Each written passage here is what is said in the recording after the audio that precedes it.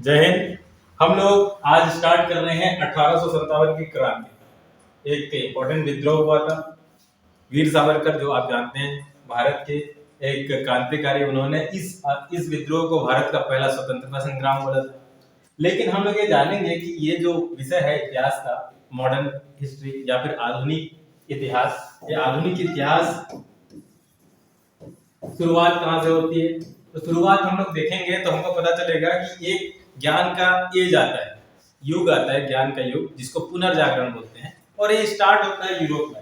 Europe में start होता है 14वीं से 17वीं शताब्दी तक। इसमें बहुत से विचारक आते हैं। क्या आते हैं? विचारक आते हैं, बहुत से चिंतक आते हैं, और वो अपने ज्ञान ज्ञान से बहुत से आइडियाज देते हैं।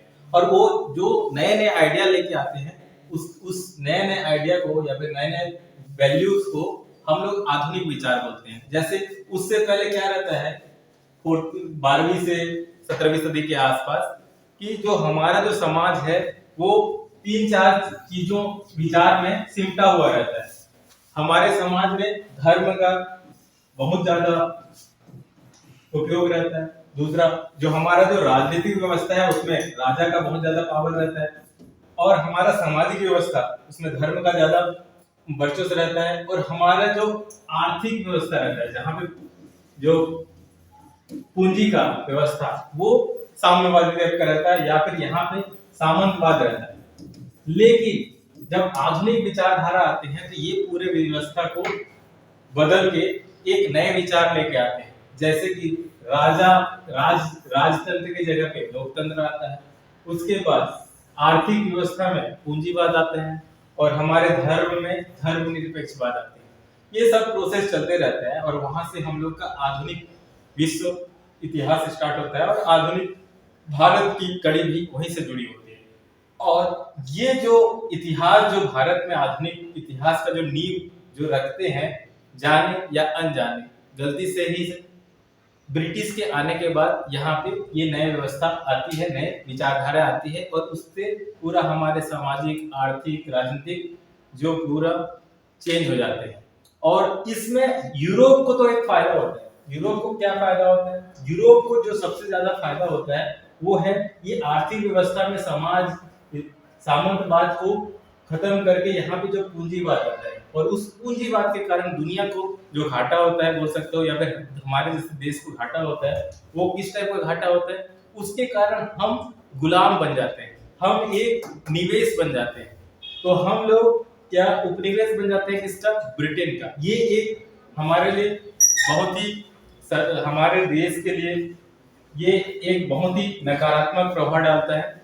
और इसके कारण क्या है कि ये जो पूंजीवाद व्यवस्था के कारण साम्राज्यवाद आता है, और साम्राज्यवाद के कारण ही हमारा जो देश है वो क्या हो जाता है, धीरे से ये पूंजीवादी पहले आते हैं हमारे देश में व्यापार के लिए, और धीरे धीरे धीरे धीरे ये पूंजीवादी लोग क्या करते हैं, ये पूंजीवादी हम क्या करते हैं, हम पहले व्यवसाय, और व्यवसाय के बाद ये पूंजीवादी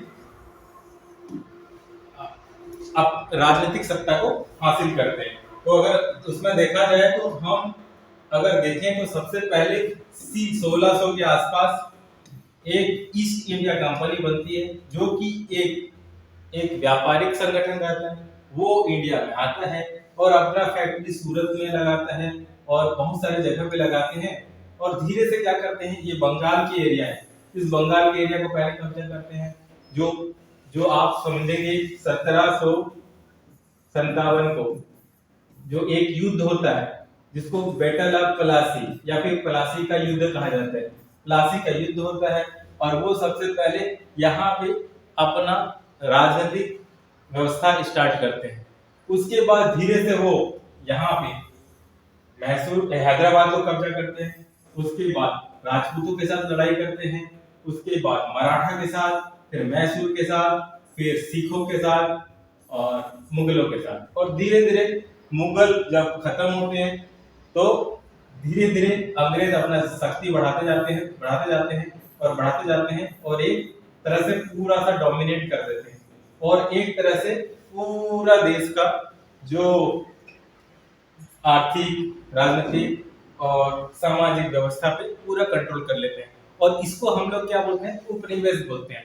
और ये जो पूरा विचारधारा है साम्राज्यवादी विचारधारा, और यहाँ इसके कारण हमारा देश क्या है, एक उपनिवेश बन जाता है, और यानी कि हम लोग सिंपल टर्म में बोला जाए तो हम एक कॉलोनी बन जाते हैं ब्रिटिश सरकार का, ब्रिटेन का।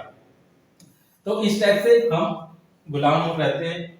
बट धीरे धीरे क्या होता है, धीरे धीरे हमारे देश में एक चेतना की जरूरत चेतना जगता है, या फिर पहले बोला जाए जो सबसे इम्पोर्टेंट जो एक विद्रोह होता है, और वो विद्रोह स्टार्ट होता है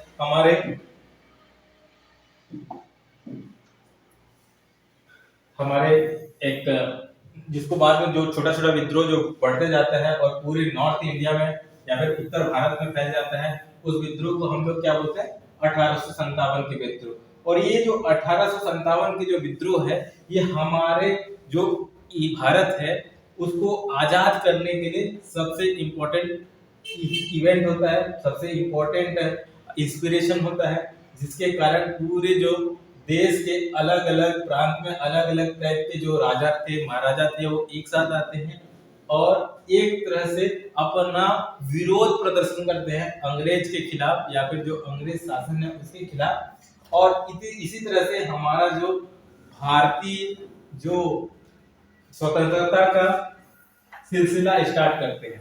तो हम आज जो पढ़ेंगे 1857 का विद्रोह क्या होता है और कैसे करके स्टार्ट होता है, और उसमें कौन कौन से फैक्ट है हमें पता रहना चाहिए हमारे एग्जाम के लिए, उसको देखेंगे। तो 1857 का क्रांति, जब आप देखते हो, जब 1857 की क्रांति जब होता है, हुआ है, ये जब देखते हो तो आपको क्या चीज याद आता है? आपको याद आएगा इसमें एक चीज, एक व्यक्ति का नाम बहुत ज्यादा है, इंपॉर्टेंट है, उसका नाम मंगल पांडे रहता है। मंगल पांडे से स्टार्ट होता है, जो मेरठ की छावनी से स्टार्ट होता है, और धीरे धीरे वो क्या है, धीरे धीरे फैलते जाता है, और उसको मुगल जो शासक है उसका समर्थन मिलता है, और उसके नेतृत्व में, मुगल शासक के नेतृत्व में क्या ये पूरा जो युद्ध है सब जगह पे फैल जाता है। तो 1857 की क्रांति के बारे में हम स्टार्ट करते हैं। सबसे पहला जो है वो है कहाँ पे, किसके खिलाफ होता है, तो ये है 1857 की क्रांति। सबसे पहले भारतीय विद्रोह ब्रिटिश ईस्ट इंडिया कंपनी के खिलाफ होता है, ब्रिटिश ईस्ट इंडिया कंपनी के खिलाफ होता है। और ये विद्रोह बहुत ही इंपॉर्टेंट है। क्यों इंपॉर्टेंट है ये विद्रोह? क्योंकि ये विद्रोह होने के बाद पूरा जो ईस्ट इंडिया कंपनी, जो एक व्यापारिक संगठन था, जो बाद में राजनीतिक संगठन बना और देश को औपनिवेश करके रखा था, उसका जो पूरा पावर है अब क्या ले लेता है 1857 की क्रांति के बाद, जब पूरा सैनिक विद्रोह करते हैं और बहुत सारे स्टेट जो नॉर्थ या फिर जो उत्तर भारत के बहुत सारे राजा मिलकर जब इसका विद्रोह करते हैं, तो अब जो ईस्ट इंडिया कंपनी की जो एक व्यावसायिक संस्था था, उसको पूरा दरकिनारा कर अब क्या कर देता है, भारत का पूरा जिम्मेदारी कौन लेना शुरू कर देता है, वो ब्रिटिश सरकार। तो अब क्या है कि पहली बार ईस्ट इंडिया कंपनी भारत के रूप में औपचारिक रूप से राज करने का ऐलान करते हैं, और उस 1857 की क्रांति के बाद वाले जो टाइम है 1947 तक, उसको हम लोग ब्रिटिश राज बोलते हैं। ठीक, तो ये स्टार्ट होता है, और ये एक तरीका ये यहाँ से स्टार्ट होता है, और उसका फल बहुत ही इंपॉर्टेंट है। और ये हम लोग को क्या है कि हमारे जो भारतीय स्वतंत्रता संग्राम के लिए नींव की तरह काम करता है, और ये सबके लिए एक तरह से इंस्पिरेशन रहता है। तो ये विद्रोह को, जैसे कि मैंने बताया, ये आपको हमेशा याद रखना पड़ेगा कि एक व्यक्ति है वीर दामोदर सावरकर, वीर विनायक दामोदर सावरकर। ये इस विद्रोह को पहला स्वतंत्रता का पहला युद्ध बोला गया है। ठीक, बहुत सारे अलग अलग इतिहासकार हैं, हम देखेंगे, उन्होंने बहुत सारे बुक लिखे हैं, और एग्जाम के लिए बहुत ज्यादा इंपॉर्टेंट हो जाता है कौन सा बुक क्या लिखा है, कौन लिखा है, कब लिखा है। तो उस पर हम लोग पढ़ेंगे कि 1857 में कौन कौन से बुक लिखे हैं। तो लेकिन सबसे ज्यादा इंपॉर्टेंट आपको क्या रखना पड़ेगा, वीर दामोदर सावरकर को याद करके रखना पड़ेगा। इन्होंने इस जो युद्ध जो विद्रोह हुआ था उसको स्वतंत्रता के लिए पहला विद्रोह कहा है। नेक्स्ट, बहुत से इसके कारण थे, राजनीतिक कारण, सामाजिक कारण, ठीक है, और आर्थिक कारण में ये था कि ब्रिटिश सरकार ने अब क्या कर दी थी, लैंड रिवन्यू पॉलिसी लेके आए थे, जो जो जो हमारे जो लगान लेने का व्यवस्था लेके आए थे, उसके कारण हमको हमारा क्या है, आर्थिक आर्थिक जो जो आर्थिक आर्थिक रूप से हम कमजोर हो पा रहे थे। जो हमारा जो पैसा जो जनरेट हो रहा था वो ब्रिटेन में जा रहा था और वहाँ के इंडस्ट्रियलाइजेशन के लिए काम आ रहा था। दूसरा, सामाजिक दृष्टि से भी क्या है कि बहुत सारे क्या है कि जो तत्व ऐसे थे जो हमारे जो सामाजिक जो फाउंडेशन है या फिर जो स्ट्रक्चर है उसको वीक करने की कोशिश कर रहे थे। लेकिन सबसे इम्पोर्टेंट जो हुआ था, इवेंट हुआ था, और उसमें से भी सबसे इम्पोर्टेंट क्या है कि राजनीतिक रूप से अब क्या हो रहा था कि अब हर जगह पे विजिबल होते दिख रहा था कि जो ब्रिटिश सरकार है विजिबल होते दिख रहा था। मतलब क्या है कि वहां पे हर जगह पे जो सैनिक हैं ब्रिटिश सरकार के देख रहे हैं तो उनका मनमानी चल रहा था। और हमारा जो जो इंडियंस लोग हैं उन लोगों को सेकंड ग्रेड ट्रीट किया जा रहा था। तो बहुत सारे जो छोटे छोटे राजा थे तो उन लोग का राज्य को आप अच्छे से गवर्न नहीं कर रहे हो, आप शासन नहीं कर रहे हो बोल के हड़प के ले जा रहे थे। जो डलहौजी, याद होगा डलहौजी का हड़प नीति था, जिसमें कहा जा रहा था कि अजीबो गरीबो नियम कानून बनाए थे अपने फेवर में ताकि वो कैसे भी करके यहाँ के राज्य को छीन सके। तो झांसी हो गया, सतारा हो गया, ये जो व्यापक का सिद्धांत डॉक्ट्रिन ऑफ लैप्स, उसके थ्रू क्या है कि बोल रहे थे कि अगर किसी राजा के अगर पुत्र नहीं पैदा हो, अधिकार अगर पुत्र नहीं है तो उसको क्या है कि ब्रिटिश सरकार ले लेगा। इस तरह से बहुत सारे जो स्टेट हैं वो नाराज थे, ठीक। तो और वो एक साथ हो जाते हैं और धीरे धीरे क्या है कि ये जो मूवमेंट जो मेरठ की छावनी से स्टार्ट होते हैं अलग अलग जगह पहुंच जाता है। तो हम लोग देखेंगे कि कौन कौन सा जगह पे जो हमारे इम्पोर्टेंट जो है, कौन कौन से जगह पे कौन कौन से इम्पोर्टेंट भारतीय नेता थे या फिर कौन किन्होंने अंग्रेजों के साथ लड़ाई की, वो चीज देख लेते हैं। वो जो कि हमारे एग्जाम के लिए बहुत ज्यादा इम्पोर्टेंट है। जैसे कि आपको पूछा जाएगा कि अलग अलग स्थान पे जो उत्तर भारत थे उसके अलग अलग स्थान पे क्या हुआ, विद्रोह होता है। तो जैसे दिल्ली में जब विद्रोह होता है तो वहां पे का नेता कौन रहता है, ये जनरली क्वेश्चन में आता है। तो आपको हमेशा याद करके रखना है कि जो नेता थे वो है बहादुर शाह द्वितीय। बहादुर शाह द्वितीय थे जो मुगल लास्ट रूलर बोलते हैं, मुगल रूलर थे। तो आपको दिल्ली में जो नेता थे वो हमेशा याद रखना, बहादुर शाह द्वितीय। दूसरा, लखनऊ, जब लखनऊ था तो उसमें लखनऊ में कौन थे, तो याद रखना है बेगम हजरत महल। बेगम हजरत महल ने नेतृत्व किया था, ब्रिटिश के खिलाफ लड़ाई की है 1857 में। कानपुर एक जगह है जहाँ पे इन्होंने नाना साहेब ने कानपुर से अपना संभाला था और ब्रिटिश के खिलाफ उन्होंने आवाज उठाई थी। उसके बाद झांसी हमेशा याद रखते हैं, झांसी की रानी लक्ष्मीबाई। तो रानी लक्ष्मीबाई ने ब्रिटिश के खिलाफ यहाँ पे लड़ाई की थी। और ग्वालियर में कौन, ग्वालियर में तात्या टोपे थी। तो झांसी ग्वालियर में कौन, लक्ष्मीबाई और तात्या टोपे इंपॉर्टेंट नेता थे, लड़ाई की थी स्वतंत्रता के संग्राम में। बरेली में खान बहादुर खान, ये याद रखना, खान बहादुर खान। डायरेक्ट क्वेश्चन आता है कि बेगम हजरत महल जो है 1857 की क्रांति में कौन से जगह से संबंधित है, ठीक है। तो आपको बताना पड़ेगा लखनऊ। आपको क्वेश्चन आ गया कानपुर से 1857 की क्रांति में किसने वहां का नेतृत्व किया, ऑप्शन में मिल जाएगा बहादुर शाह जफर, रानी लक्ष्मीबाई, उसके बाद बेगम हजरत महल और नाना साहेब। तो आपको बताना पड़ेगा नाना साहेब, तो आपको हमेशा याद रखना पड़ेगा। उसी तरह इलाहाबाद में और बनारस में कौन, मौलवी लियाकत अली, मौलवी लियाकत अली आपको याद रखना पड़ेगा। बिहार में कौन कौन यहाँ पे, बिहार में कुंवर सिंह जी बिहार में, ये आपको याद करना पड़ेगा। क्वेश्चन डायरेक्ट आएगा उससे आपको कौन सा अधिकारी है इस विद्रोह को दबा दिया था, तो आपको दिल्ली का याद रखना, जॉन निकोलसन याद करके रखना है, जॉन निकोलसन। झांसी की रानी लक्ष्मीबाई, वहां पे कौन से जनरल ने उन्हें दबाने की कोशिश की और दबाया, जनरल ह्यूम रोज आपको याद करके रखना है।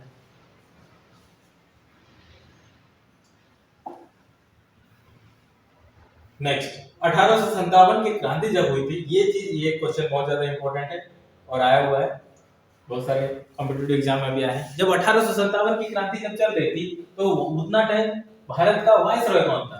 तो वायसरॉय कौन था उतना टाइम? ठीक।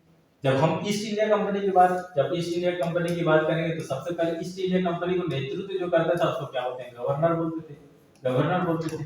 लेकिन 1857 के बाद क्या किया गया? 1857 के टाइम जो गवर्नर थे उनका नाम क्या था? लॉर्ड कैनिंग था। लॉर्ड कैनिंग था, आपको याद करके रखना है। लॉर्ड कैनिंग कौन था? 1857 में जब क्रांति हो रहा था उतने टाइम के जो गवर्नर जनरल था उसका नाम क्या था? Lord Canning. जैसे ही 1857 की क्रांति खत्म होता 1858 में ये जो मैंने बोला क्या बोला था कि जो पावर था ईस्ट इंडिया कंपनी को से कौन ले जाता है? डायरेक्ट ब्रिटिश सरकार ले जाता है। जब डायरेक्ट ब्रिटिश सरकार ले जाता है तो उनके टाइम में कुछ नए चेंजेस करते हैं। एक सेक्रेटरी ऑफ स्टेट बनाता है और गवर्नर जनरल के जगह पे एक वायसरॉय का। तो यही लॉर्ड कैनिंग है जो पहला भारत का वायसरॉय बनता है। तो आपको याद करके रखना है कि 1857 की क्रांति में कौन सा गवर्नर था? तो आपको बोलना है लॉर्ड कैनिंग।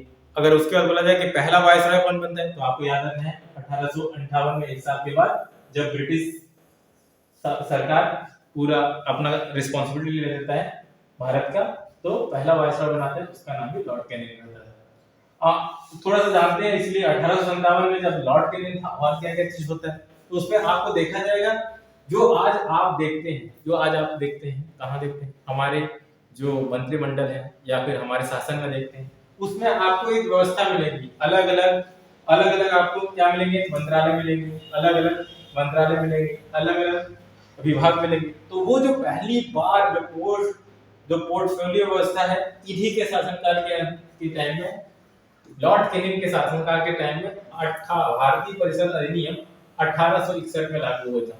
हम लोग धीरे से आगे जब पढ़ेंगे तो हम लोग बहुत सारे गवर्नमेंट ऑफ इंडिया रूल पढ़ेंगे या फिर भारत परिषद अधिनियम पढ़ेंगे। ये जब ब्रिटिश सरकार भारत में कैसे करके राज कर रहा था और कैसे करता है, तो वो हमेशा नियम कानून बना के करता है और वो नियम कानून बनाने के लिए हमेशा कोई ना कोई एक्ट लेके आता है। तो उतना टाइम जब जो एक्ट लेके आया था वो भारत परिषद अधिनियम था 1861 और उसमें पोर्टफोलियो व्यवस्था लेके आया था। तो हम लोग ने क्या किया? करेक्ट किया, चीजों को याद कर लेंगे। 1857 में जो गवर्नर था लॉर्ड कैनिंग था। जब लॉर्ड कैनिंग गवर्नर था उसके बाद 1858 में क्या होता है? ईस्ट इंडिया कंपनी को से पावर छीन के ब्रिटिश सरकार ले जाता है, गवर्नर वाइसरॉय बनाता है। गवर्नर की जगह पे वाइसरॉय जब काम करता है तो पहला गवर्नर वाइसरॉय कौन था? Lord Canning. लॉर्ड कैनिंग में और कुछ चीज इंपॉर्टेंट चीज होता है। एक तो पोर्टफोलियो सिस्टम जो है वो लागू होता है, जो आज विभागीय व्यवस्था हम लोग जो चला रहे हैं देश को, वो 1800 भारत परिषद अधिनियम 1861 में स्टार्ट होता है। उसके बाद और एक बहुत इंपॉर्टेंट चीज होता है उनके कार्यकाल में, ये है भारतीय दंड संहिता। जो आज आप भारत देश में जो नियम कानून, अगर कोई नियम और कोई कानून अगर आप तोड़ते हो तो आपके ऊपर कौन सा क्या लगाया जाता है? वो सुनने में आता है ये धारा लग गया, वो धारा लग गया। वो क्या है, कहाँ से पता चलता है? वो हमें पता चलता है भारतीय दंड संहिता से पता चलता है। भारतीय दंड संहिता से पता चलता है। तो ये भी किसके टाइम में? Lord Canning. तो हमने क्या देखा 1857 के को जानने के साथ साथ हमने 3-4 और इंपॉर्टेंट फैक्ट देखा जो कि हमारे एग्जाम में आते जाता है। नेक्स्ट आगे बढ़ते हैं। हाँ, एग्जाम पॉइंट ऑफ व्यू से ये बहुत इंपॉर्टेंट है कि कौन कौन से बुक आते हैं। 1857 की जब क्रांति हुई थी, आज हम लोग इतिहास क्यों पढ़ पा रहे हैं? क्योंकि उतना टाइम में कुछ लोगों ने जो लिखा होगा, क्या क्या चीज हुआ होगा, जो ऑथेंटिक रिसोर्सेस हैं उसके थ्रू हम जो भी चीज लिखता है कोई भी व्यक्ति, वो इतिहास का हिस्सा बन जाता है और एक ऑथेंटिक चीज बन जाती है जिसके थ्रू हम लोग उस समय के बारे में जानने की कोशिश करते हैं यार उस समय क्या हो रहा था, उसका ऑथेंटिक सोर्स मिलता है। तो हमको पता रहना चाहिए कौन कौन सा बुक लिखा गया है और हमारे एग्जाम के लिए भी बहुत ज्यादा इंपॉर्टेंट होता है। तो सबसे इंपॉर्टेंट जो मैं पहले बताया वो क्या है? वीर दामोदर सावरकर या विनायक दामोदर सावरकर। उसने क्या लिखा? The Indian independence of war. ठीक है। उसके बाद पूरन चंद जोशी, एक व्यक्ति है पूरन चंद जोशी, एक इंटेलेक्चुअल्स हैं, उन्होंने लिखा रिबेलियस 1857 सिम्पोसियम लिखा। जॉर्ज ब्रूस मलेशन जॉर्ज ब्रूस मेलेसन ने इन्होंने क्या लिखा? The Indian mutiny of 1857, the Indian mutiny of 1857 लिखा। क्रिस्टोफर क्रिस्टोफर हीबर्ट्स इन्होंने क्या लिखा? ग्रेट यूटिलिटी लिखा। ये अलग अलग बुक हैं, ग्रेट यूटिलिटी लिखा। उसके बाद इकबाल हुसैन ने कौन सा बुक का नाम क्या लिखा? Religion religion and ideology of the rebel of 1857, religion and ideologies of the rebel of 87 लिखा। उसके बाद खान मोहम्मद साबिक इन्होंने क्या लिखा है? Exclamation of truth, unsung heroes of 1857, war of independence. तो आपको ज्यादा इंपॉर्टेंट है, ये आपको हमेशा याद करके रखना है, वीर दामोदर सावरकर का, ठीक है। उसके बाद आप बाकी को याद करके रखना चाहते हैं तो रख सकते हैं, लेकिन मोस्ट इंपॉर्टेंट है वीर दामोदर सावरकर, ठीक। बाकी बस ऐसे ही याद करके रखें ताकि ऑप्शन में अगर नाम पड़ता है पूरन चंद जोशी या फिर क्रिस्टोफर हीबर्ट्स और इकबाल हुसैन, तो आपको डायरेक्टली पता चल जाएगा कि हाँ ये किसी बुक का राइटर का नाम है। नेक्स्ट कुछ क्वेश्चन देख लेते हैं, ठीक है। तो पहला भारतीय कौन था जहां से ये 1857 की क्रांति स्टार्ट हुई थी? तो जिसने चर्बी वाले कारतूस का प्रयोग करने से मना कर दिया था, तो वो पहला व्यक्ति कौन था? वो थे मंगल पांडे, ठीक है, मंगल पांडे। उसको और क्वेश्चन आगे कर लेते हैं। 1857 के जो 1857 का विद्रोह जो होता है उसका तात्कालिक कारण क्या था?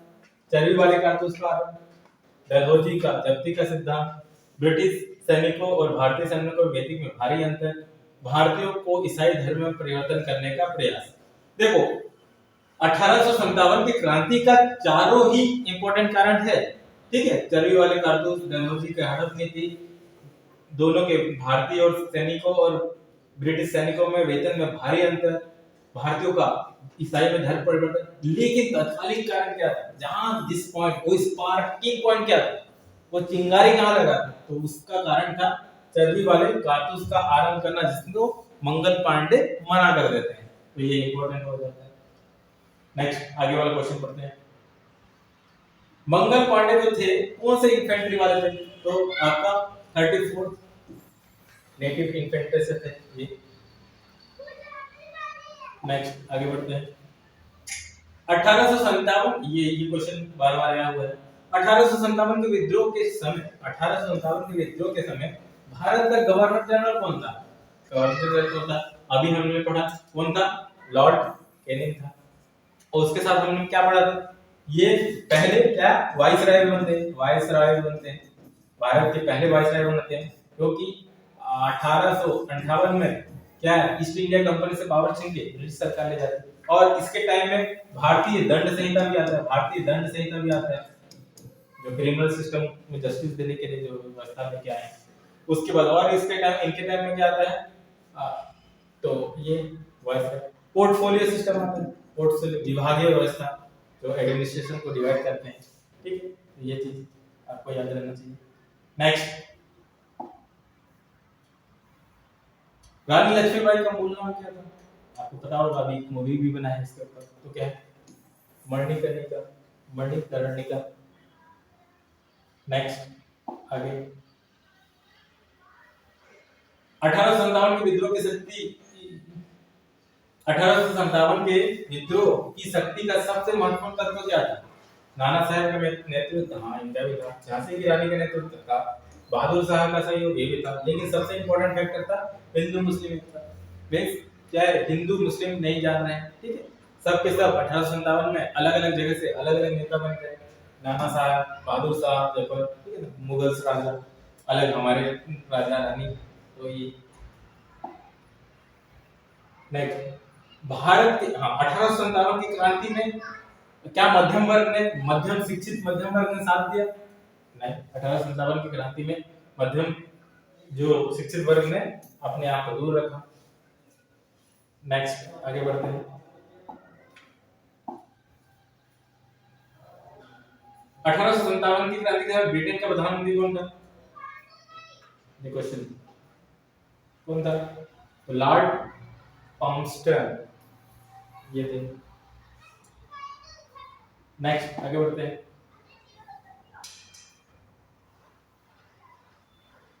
जब 1857 की जब क्रांति चल रहा था तो पंजाब में विद्रोह में पंजाब में किसने सशस्त्र विद्रोह किया था? पंजाब में कौन से संगठन है जिन्होंने सशस्त्र विद्रोह किया था? तो नामधारी सिख हुए हैं, अकाली दल, निरंकारी सिख दल। तो ये लोग कौन थे? नामधारी सिखों ने किया है। ये 18 अकाली मूवमेंट 20th सेंचुरी में स्टार्ट होता है, लेकिन 1857 में कौन? नामधारी सिखों ने किया, विरोध किया था, सशस्त्र विद्रोह किया था। नेक्स्ट, निम्नलिखित में से कौन से वर्ग ने विद्रोह में पार्टिसिपेट नहीं किया? खेतिहर मजदूर, ऑप्शन साहूकार, कृषक और जमींदार। तो कौन से वर्ग ने पार्टिसिपेट नहीं किया? तो आपको पता चलेगा साहूकार ने नहीं किया, ना ही जमींदार ने किया। 2 और 4 नहीं, उन्होंने नहीं किया। किसने नहीं किया? जमींदार और साहूकार ने नहीं किया। लास्ट 1844 में एक गडकरी विद्रोह हुआ, ठीक है ना। 1857 के आसपास में और कोई सा विद्रोह होता है तो जनरली एग्जाम वाले पूछ लेते हैं, तो वो कौन सा विद्रोह था? गडकरी विद्रोह 1844 में हुआ है। ये कहाँ, उसका केंद्र कहाँ पे था? तो आपको पता होना चाहिए, कोल्हारपुर में था। कोल्हारपुर में 18 जो है गडकरी विद्रोह हुआ। तो इस तरह से हमने 1857 की क्रांति को समझने की कोशिश किया और कुछ क्वेश्चन को सॉल्व करने की कोशिश की। जय हिंद, जय भारत।